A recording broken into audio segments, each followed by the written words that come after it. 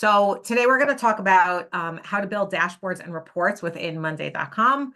For anyone here that doesn't know me, my name is Tara. I am the founder of a company called Simpleday. And what we do is help companies implement Monday. We work with different kinds of people, some people that are totally new to Monday, have never used Monday before, and some people that have used Monday even for a number of years and that they just need help setting up Monday or building a better workflow or whatever it is. Now, today we are going to talk about dashboards. In my opinion, I think this is one of the most important things that Monday has to offer that comes with their system, because data really matters. And it's really important for us to be able to make decisions within our business, no matter what business you have around data. We can do our best job estimating things like we get all of our leads from this source, or all of our people live in this place, or really depends what niche you're in, but whatever data you're collecting for your company, you need to be able to make data-driven decisions. And obviously, the only way you can make those decisions was when you actually have the data. So Monday really becomes a tool to collect all of that data. And then once you have all of that data, you can use it to make these decisions. Now, today specifically, we're going to talk about building dashboards and charts. Most of them and reports. We're mostly going to focus on financial reports. We're going to use a product that we have called Organizer Pro, and we have a whole bunch of financial boards that we're going to show you, and then we're going to show you how to use the charts and how to build the charts and all of the widgets off of that. But these charts and widgets, once you know the basics, you really can use them for everything. And again, as a business owner, and even if you're not a business owner, you're running a department or you're helping someone manage a company, whatever your role is, I do think it's always important to be thinking about what's the larger picture. Like, yes, we're doing these 10 tasks or these 500 tasks, or we are following these leads or whatever you're actually doing.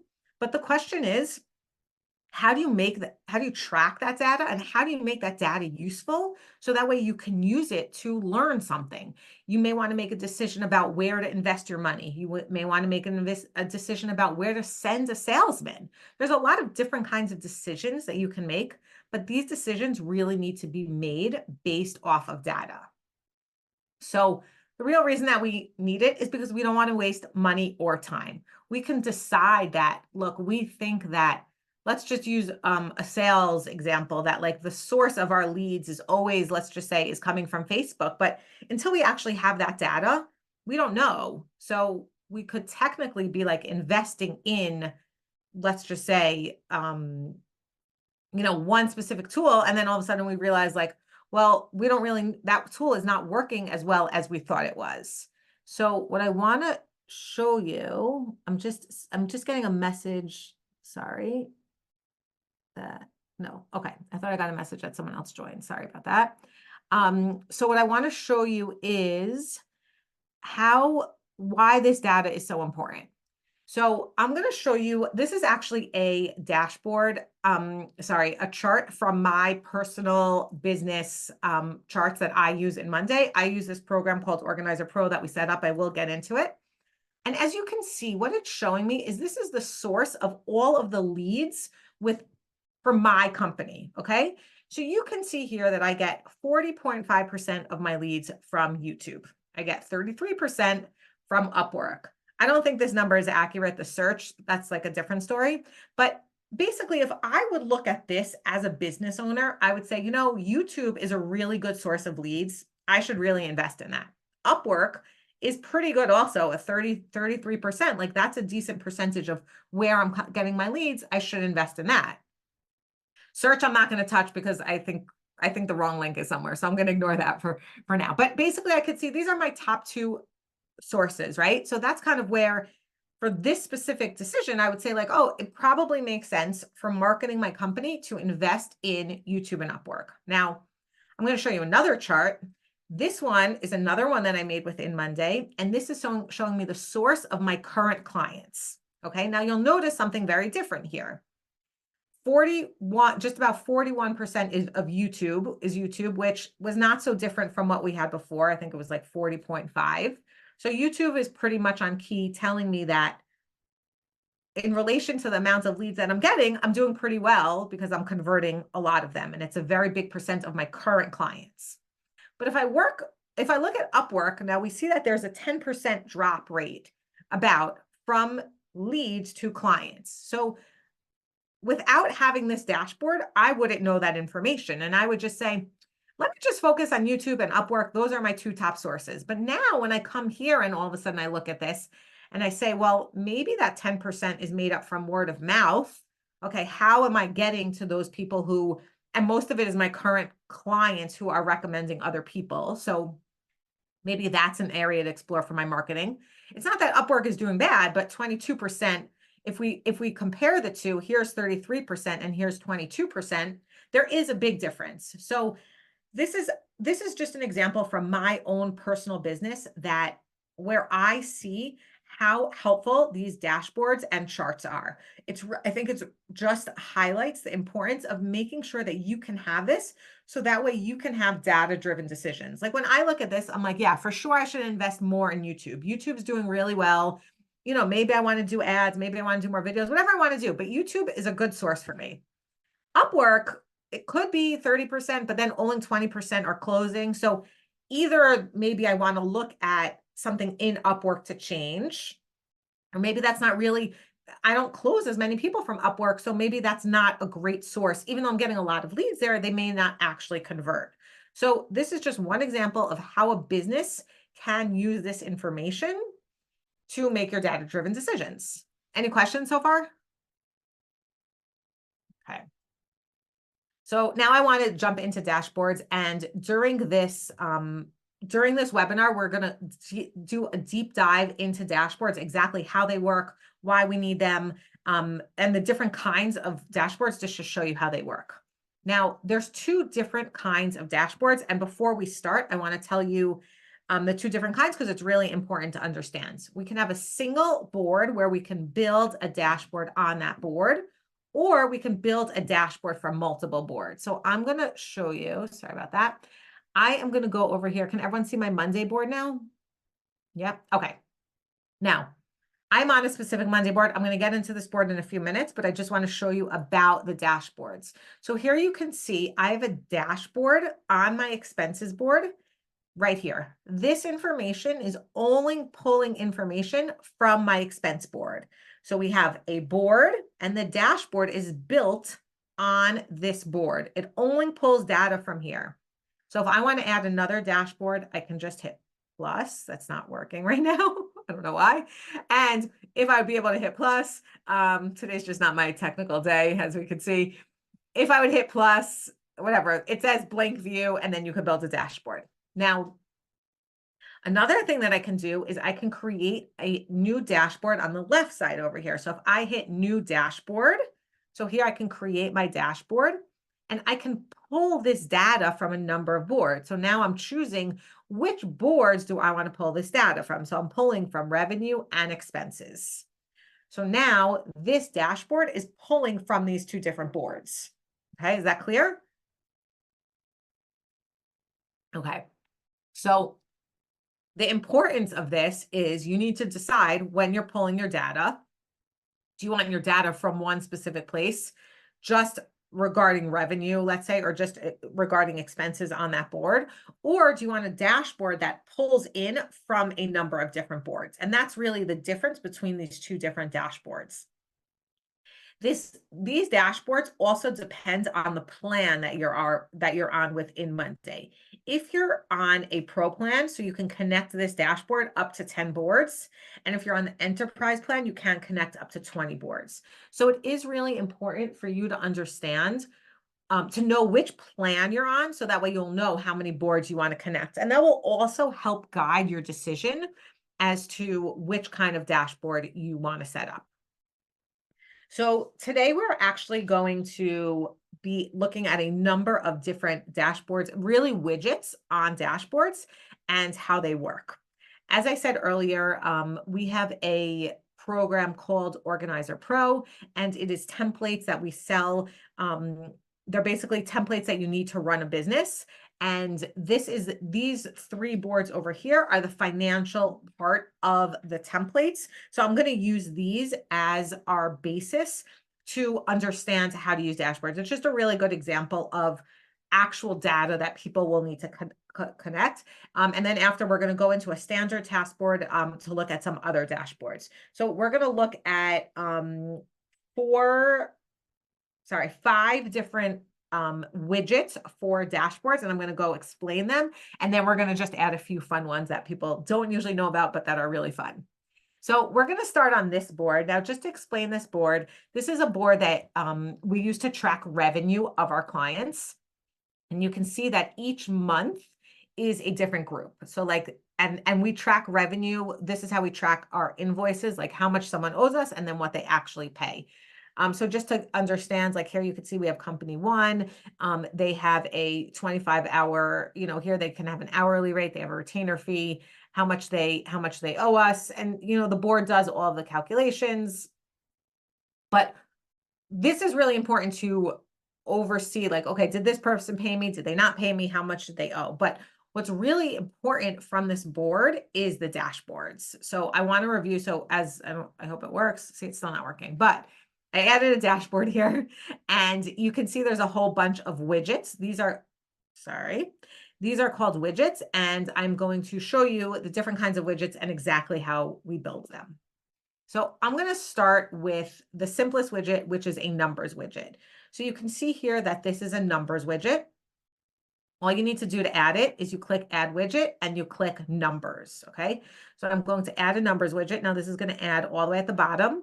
Just so you know about dashboard, you can stretch them. You can make them, if you want to make them shorter, taller, whatever you want, you could play with them.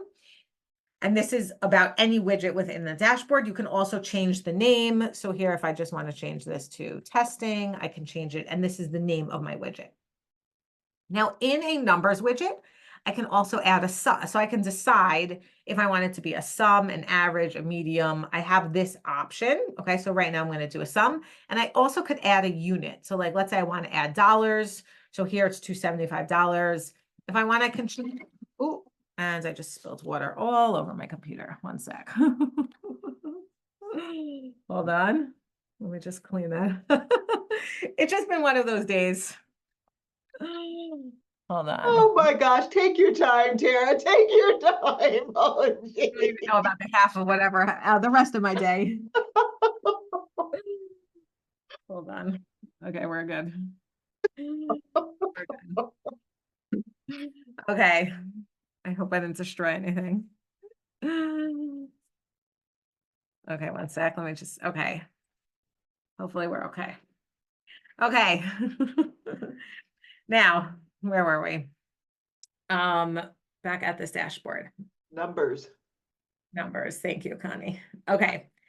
So as you could see, I can add an amount. Like another thing that I've done, if I want to add like how many hours, so I can just write hours. You can also play with left and right. So you could see here 275 hours. So depending on your language. So a number widget can be used for a lot of different things. As you see here, we did it for total revenue and also one that was total hours. Now, what you need to do is you just need to set the settings of it. If you click on these 3 dots and then you go to settings.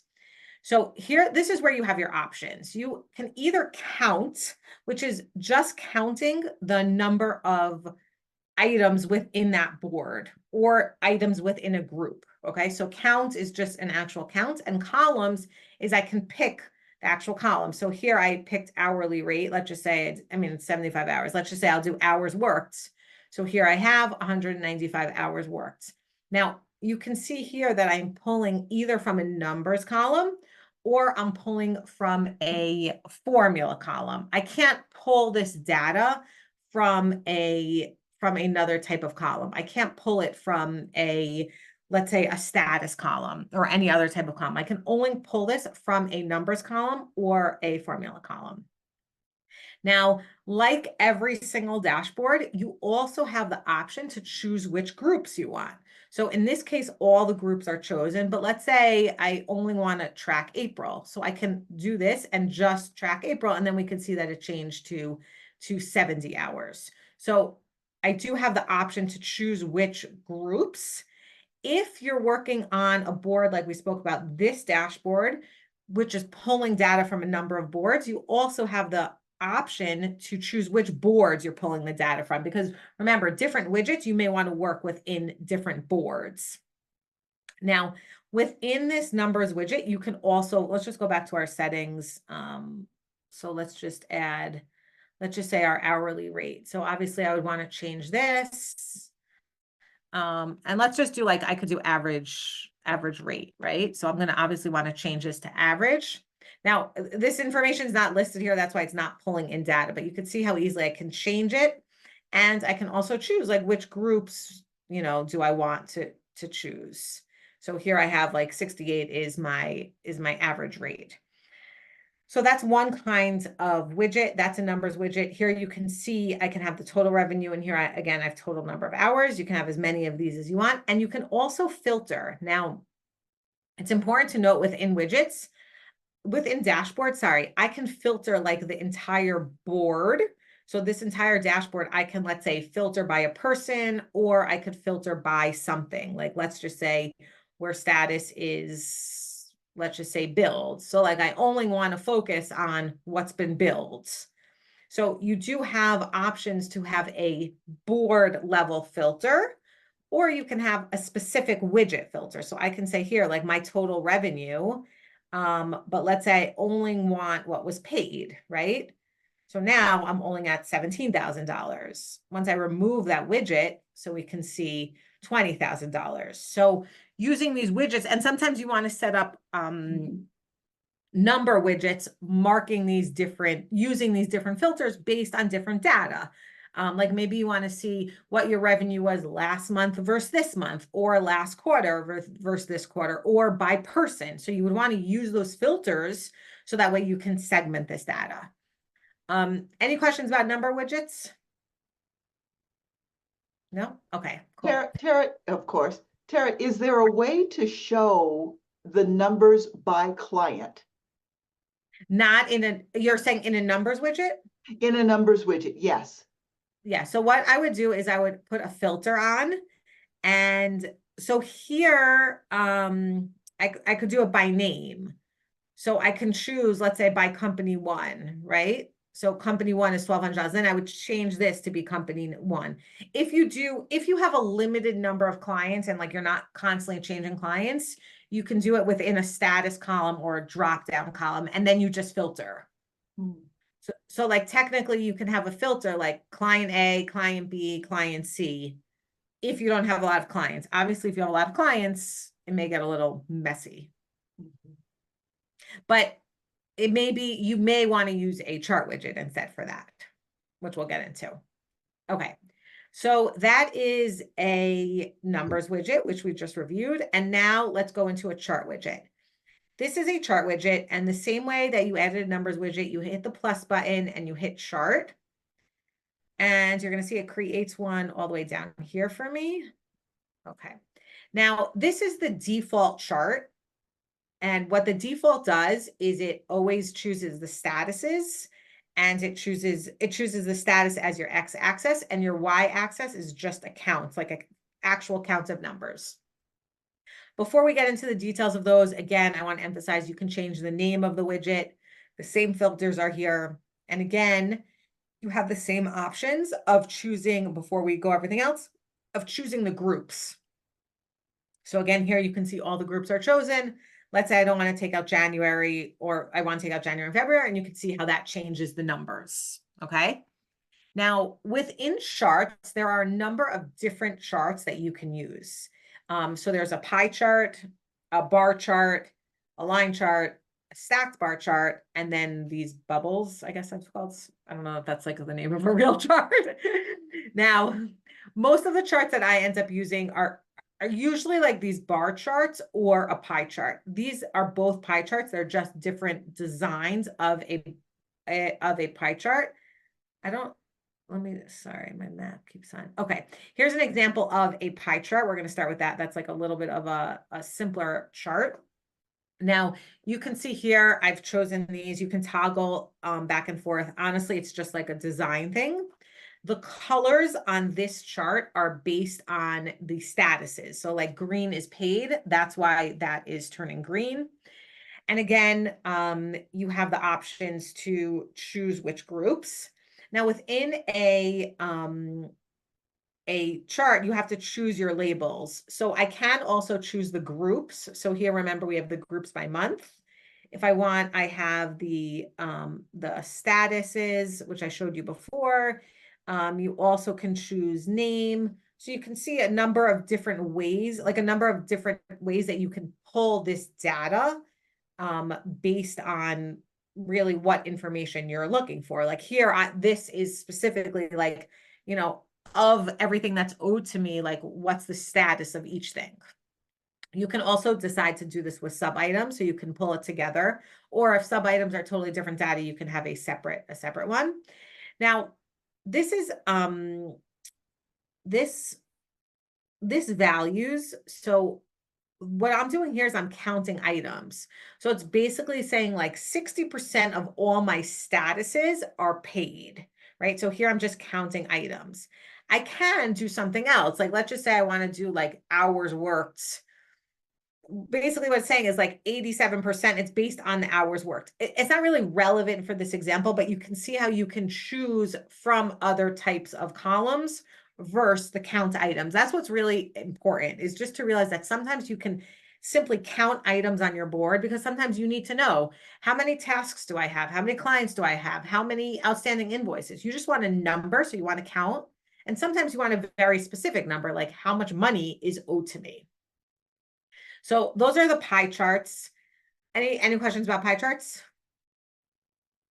Okay. So now we're going to move on to the bar charts, and I am going to go to this one. Now here you can see I set my monthly revenue. And remember, this group is everything is based on month.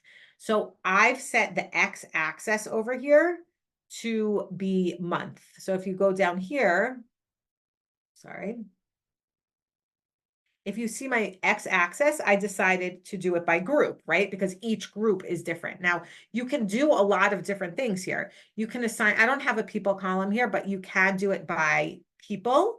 You really can do, you could do it by board, you could do it by name. So here you could see, like, I have like, this would be, Connie, kind of what you were asking before, like per person. So here you can see by person, which is each a line item, what the value is. So you do have a lot of options here. If I had a date column here, you can also automatically sort by like monthly, weekly, annually, quarterly. So you do have that data. And then we're going to go to the y-axis. Now the y-axis is either count items. So look, I'm going to just simply unclick that, and now I can count items. Okay, I have one. I'm actually going to switch back to make this by group, because I think it's easier to see the differences. So here I'm going to change this to group. Okay, and here you could see that I'm counting items, but this really doesn't help me. You know, here I want to see revenue. So what I can do is I'm going to just add in like how much amount was paid, like how much was I paid, actually paid per month. Again, these colors are the colors of the groups on the board. So if you want to change the colors, in this case, you can.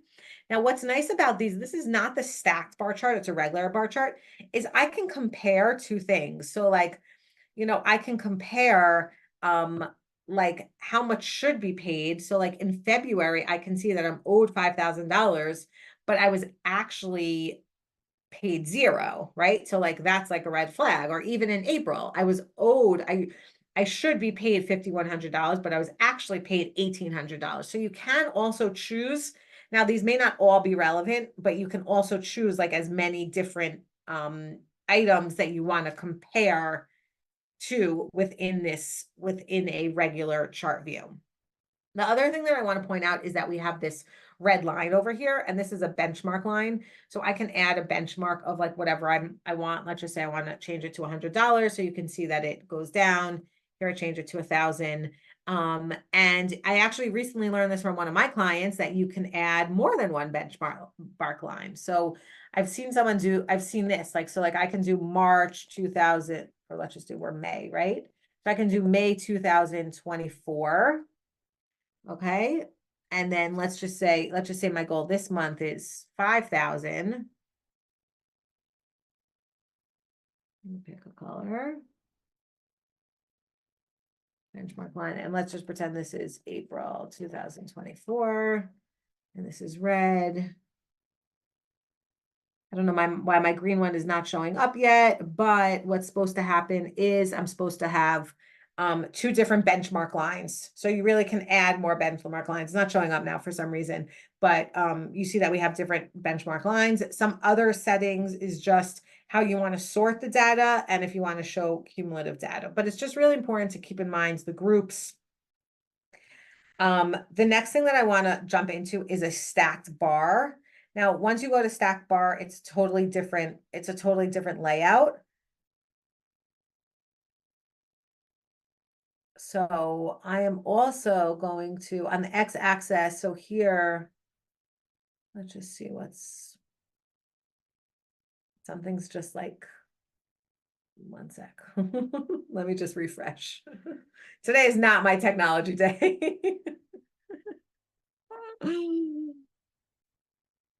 Okay, one sec. Just see what's going to pull up.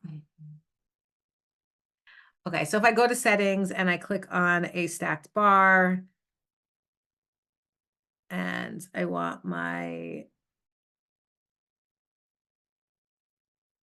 probably because there's nothing here. Now I'm going to go here. There's no column selected. So I'm just going to add, let's say, amount paid. Okay, so now I have amount paid. I did this by board. Let's go back and do this by group. Okay, so here you can see, and it's sorted by statuses. What's billed, what's paid, what's waiting for client. Now on the bottom here, we have all of our groups. You could also use dates if you want to, if you have dates, you can use dates. But in the stack by, I can decide I'm stacking these by status. Now I can change this. I can decide that I want to stack them by, I don't know, let's say I want to stack them by name. And now you can see that I have all the clients listed below.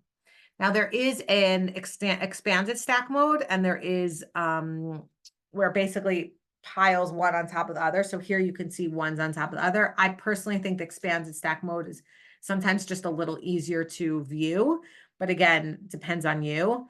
I don't have like great columns to show you. So I'm going to show you on a different board where we use this stacked view. Let me just so this is an expense board. And this is a better example of a stacked view. So here we have expenses by month. And here you can see these are the months.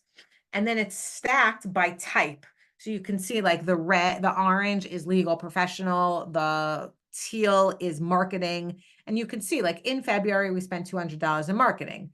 Here in March, we spent $50 on software subscriptions and $100 on legal professional. You can see that we have both of those options, and it's in this stacked view. Now, again, I can very easily change this if I want to see stack by an expanded stack. So here I have the exact same data, but I'm just viewing it in a different way. But if you'll notice here, once you look at the x-axis, I can only choose one column. So here I'm choosing the spend for this board.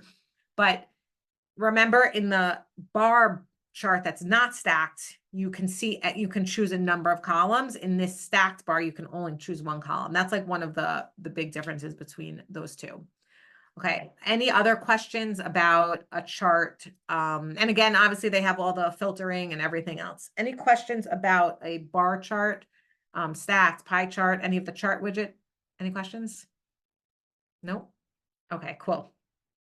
So we are going to move on. And the next one that I want to show you is I want to talk about the battery one. We're gonna touch on this one rather quickly. This is a battery widget. Again, the same way you go plus, you add a widget, a battery, and this pulls off statuses. So if you go here, you can see very quickly that I'm pulling it from the status. I only have one status column here, but this is kind of like a, where are we up to within all of our tasks? And again, you can sort it by groups. So let's just say I'm only working on billing for April 2024. Great. Everyone's paid me for April 2024. I don't need to worry. If I want, I can set that as a filter, or I can look at everything to see like, okay, you know, I only was paid 60% of what I owe. So it's just kind of like a really nice visual to track statuses. You also can do this on a, this is a task board that we're going to jump into. And on this, I think there's one on this board also. Oh, maybe I didn't add one. But again, this is another way, if I want to track statuses, I simply can add a battery and it's going to pull in here. You can see like the percent, this is based on clients. If I want to see like, let's say a breakdown of my client load, or I simply need to change it to statuses. Here I can see where we're up to statuses or priority. You get the same kinds of data within this board. So that's the battery one. Now I want to go back to the expense board and I want to show you the goals widget. Now this, they say it's in beta. I don't know. It's been in beta for a while, but basically what this is, it simply shows you where you are in reference to what your goal is. So again, you just go to add, you scroll all the way down to more widgets and you search for goals and you'll find goals. And then you click on the settings, you open it up and you can see here, I can edit what I want to track and I edit my amounts. And then I just have to choose what column I'm pulling from. So here I said my goal is 50K and I've already done 20K. Again, I'm just pulling this data from the boards. When you get close, it has like all these, you know, confetti. It's like a cute little animation, but this is like an easy way, let's say for a sales team, to understand where they are in terms of what numbers they get to. You could do it in terms of like, what's your number of, how many visitors do you want to your website? What's your goal for ebook downloads? There's a lot of use cases for this, but it's kind of just like a quick way of glancing at your boards and understanding where you're holding. The next one that I want to talk about is the workload widget. This is a really popular widget that people love and get kind of confused about. So I just want to show you how it works. So I'm working on a task board here. Now here you can see I have a task board and I have people assigned to tasks.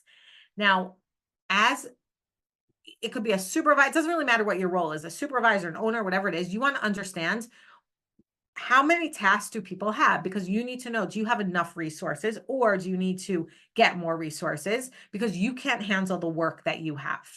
Now, in order to track this data, there's two ways to do it. You either can have like a number column, which is like, I would say like estimated time.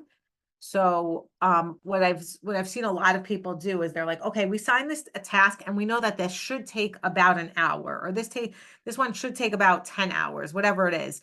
They enter in the estimated time and then they use that because then they say, well, we've booked this, let's say our employee for 20 hours this week, and we know that he works 40 hours. So we know he has more time. So one way is based off of time. And the other way to do this widget is based off a number of items.